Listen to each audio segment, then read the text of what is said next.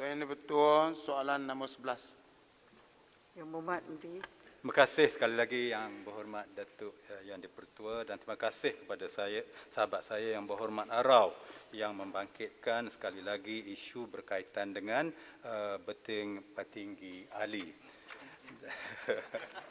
Ini suatu tajuk yang amat diminati dan konsisten di pihak Yang Berhormat Arau, yang saya yakin menandakan sifat beliau yang amat cinta kepada negara kita, dan begitu juga sifat beliau yang senantiasa menyokong kerajaan yang baik ini.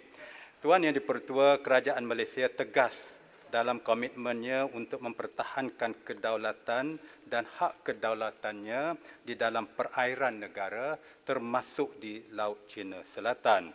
Seperti mana Dewan Yang Mulia ini sedia maklum, isu berkaitan Laut Cina Selatan merupakan isu yang kompleks, berikutan tuntutan-tuntutan bertindih. Oleh yang demikian, isu ini perlu dikendalikan secara menyeluruh dan setiap tindakan yang diambil oleh kerajaan adalah berdasarkan pertimbangan yang komprehensif. Dalam hal ini, Malaysia komited untuk menyelesaikan isu-isu berkaitan Laut Cina Selatan secara konstruktif, menggunakan forum dan saluran diplomatik yang sesuai. Pendirian negara juga telah disuarakan secara konsisten di platform-platform antarabangsa dan serantau seperti di Pertubuhan Bangsa-Bangsa Bersatu dan juga di peringkat ASEAN.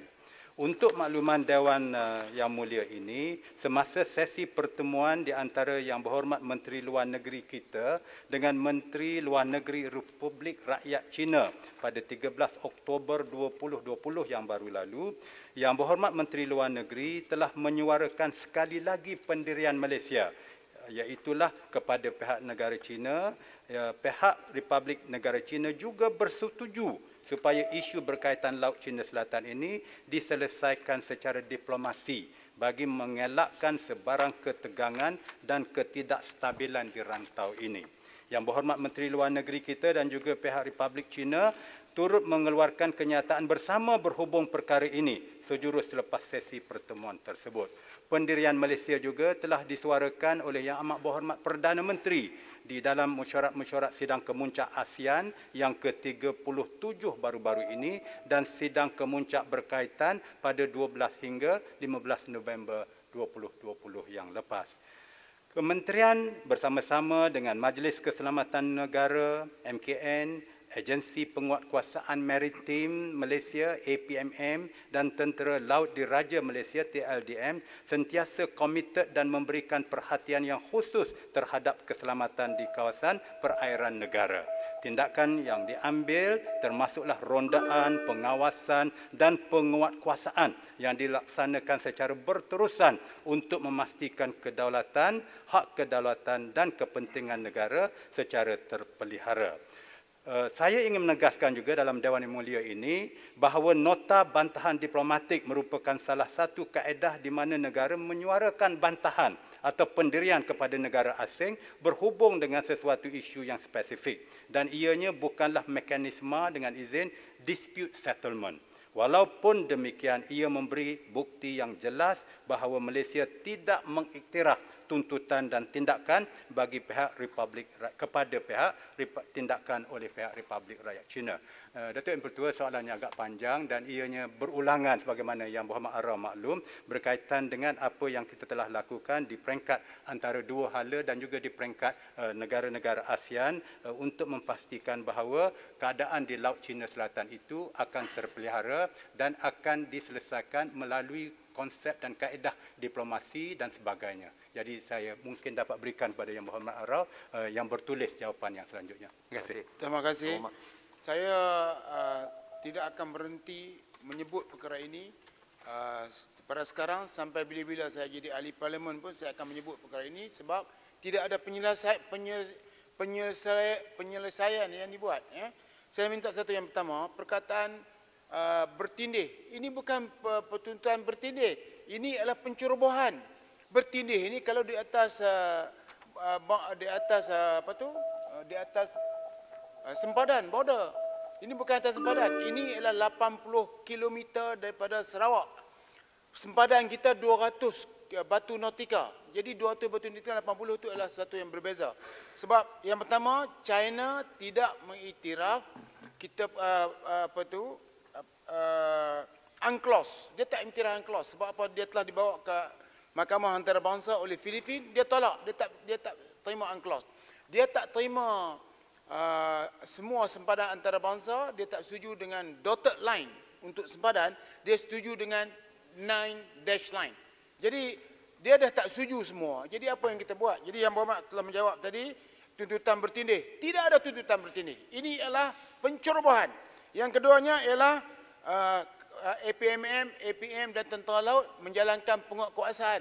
Tidak ada penguatkuasaan. Yang ada hanya mereka pergi tengok. Jadi sekarang ni kita nak satu tindakan yang tegas, seperti yang dibuat oleh Indonesia, seperti yang dibuat oleh Vietnam, seperti yang dibuat oleh Filipin.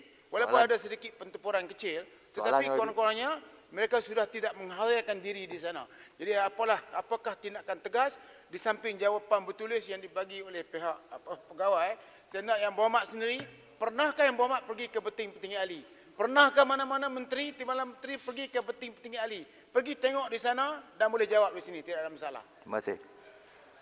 Terima kasih Datin Terima kasih sahabat saya YB Arau yang saya boleh laporkan kepada Dewan Yang Mulia ini semasa beliau menjadi menteri di Jabatan Perdana Menteri telah pergi ke petinggi ahli dan oleh itu menandakan beliau telah memberikan khidmat kepada negara kita semasa itu dengan amat baik sekali. Saya ingin merujuk khusus pada apa yang Berhormat sebutkan tadi berkaitan dengan sikap dan dasar negara China yang mengikut Yang Berhormat antaranya tidak menerima UNCLOS, United Nations Law Convention on the Law of the Sea. Tetapi Datuk Seri Yang di-Pertua, saya ingin tarik perhatian kepada Dewan Yang Mulia ini kepada apa yang saya sebutkan dalam jawapan asal tadi, iaitulah merujuk kepada dengan izin Joint Press Statement by Foreign Minister Datuk Seri Hishamuddin Tun Hussein and State Councillor and Foreign Minister of the People's Republic of China Wang Yi pada 13 Oktober 2020 di Kuala Lumpur. Antara kenyataan yang panjang itu, ada satu para yang saya dengan izin baca secara ringkas dalam bahasa Inggeris. Both sides underscored the importance of maintaining peace, security and stability, as well as freedom of navigation in and overflight above the South China Sea. Both sides emphasized the need for sovereign states directly concerned to pursue peaceful resolution of disputes through friendly consultations and negotiations in accordance with the universally recognized principles of international law dan, saya tambah ini dalam teks ini, including the 1982 United Nations Convention on the Law of the Sea. Jadi tanpa memanjangkan lagi kenyataan yang panjang ini, kalau berdasarkan kepada kenyataan bersama antara Menteri Luar kita dengan Menteri Luar Negara Republik China, ini menunjukkan bahawa kenyataan bersama yang ditandatangani bersama ini bermaksud iaitu negara Republik China mengiktiraf the 1982 UNCLOS itu. Jadi kita bermula di situ, kita berpegang kepada situ dan insya-Allah kementerian dan kerajaan kita akan mengekalkan usaha kita untuk memastikan negara kita, wilayah kita tidak dicabar oleh mana-mana pihak. Terima kasih. Okey, terima kasih. Saya terima jawapan anda. Terima kasih. Harau jadi Menteri Pertahanan lah. Terima kasih. Yang Berhormat semua, sekarang tamatlah sesi untuk waktu pertanyaan-pertanyaan bagi jawab lisan pada hari ini. Terima kasih Yang Berhormat semua.